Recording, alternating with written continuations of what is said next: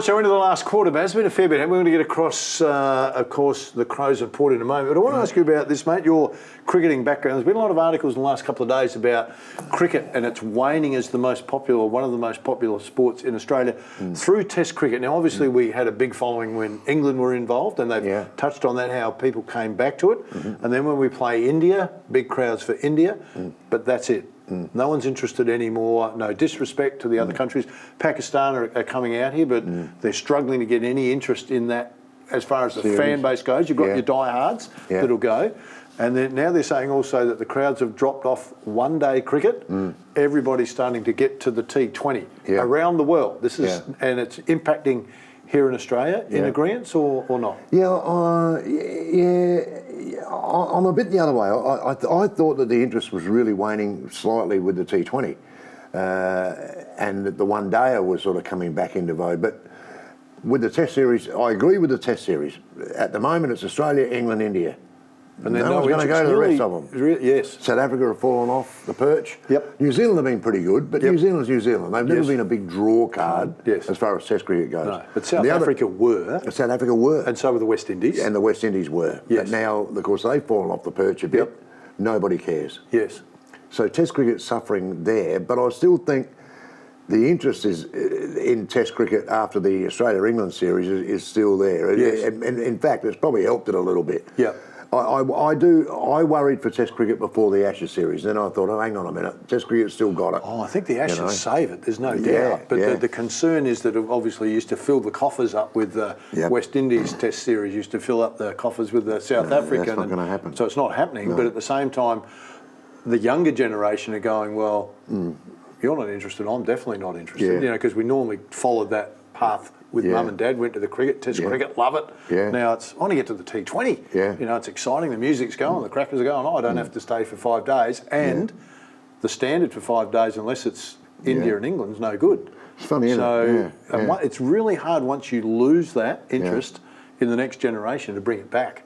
So I think that's what they're concerned about. And I agree with that. I do agree with that. But I don't know how there's no instant quick fix to this now. No, there's not a quick fix. So unless they start to go, you know what, India, who are the big money base, they say, along with England and Australia, go, we need to start investing some money into Africa and into the West Indies to bring them back up. Even though it goes against the grain a bit because we're helping a country that might beat us. But if you don't do us, then the whole thing's starting to decay. Well, I think we just saw West Indies beat India in one of the one-days, whatever. So there's a lot of infighting going on in the West Indies at the moment, and it's affected their Test cricket badly because you've split people like Viv and Clive Lloyd down the middle, and they're over there and over there. You know, you can't do that, especially with a country like the West Indies. You need everybody on board because they've got the cattle. Don't worry about that, mate. But there's not a lot of, and the same with South Africa. You have to pick a certain amount of coloured players and this sort of thing. And no. You pick your best 11. Full stop. That's how it should be, and that's how it always should be. I sit back and look at it and go, you know, we're custodians of the game. So we need to protect the game at the expense of maybe West India become really good and they start to beat us a little bit in Test cricket. And then we take away But you can't just let them fall over and then go, we're dominating, because if you just stay where it is, it's going to decay. Hey, quickly, mate, Crows, Sydney this weekend. Obviously, I was at the Brisbane Crows game and Crows are impressive. Well, they are. They're impressive. I think they're the best side out of the 8. And, do you? Oh, I think they're the best side out of the 8, I think they're an most dangerous side exciting out of the 8. young group. I think they're a pretty good side. I think that their test I thought that would happen on the weekend with Brisbane. I thought they'd run them close there because their last 4 games have been pretty good. They just haven't been able to quite close it out, which is a learned experience. So I think that they're showing some really good signs. And injury. Port is the one that interests me because they're going to go to Freo. And the reason it interests me is because we've got 3 teams that are fighting out for that second spot. Collingwood are pretty much safe now. You've got Melbourne, because Carlton beating them have made it really interesting here. Yes, it have. Melbourne, Brisbane, Port for that second spot for 2 games at home for your finals race. So Brisbane have got Collingwood this weekend in Melbourne at the Marvel. So that'll be a really good game. But it's not the travel Adelaide to Freo, Port to Freo, and then back. So I tried to do a bit just through my head before we came on.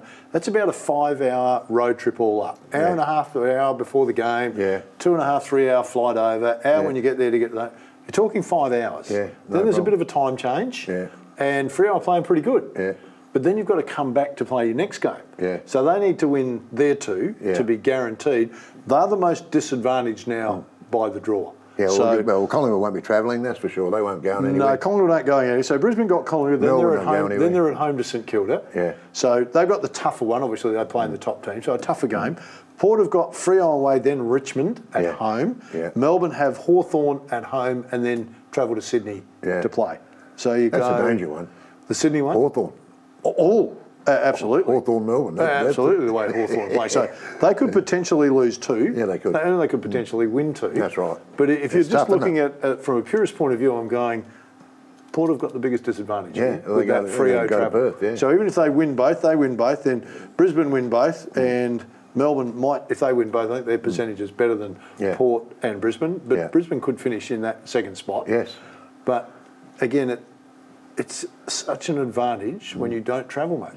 Collingwood, I can't remember the last time they travelled. 7 weeks ago? Last 6 games of the year, they don't go anywhere. They're at the MCG and they go away once, and that's to Marvel.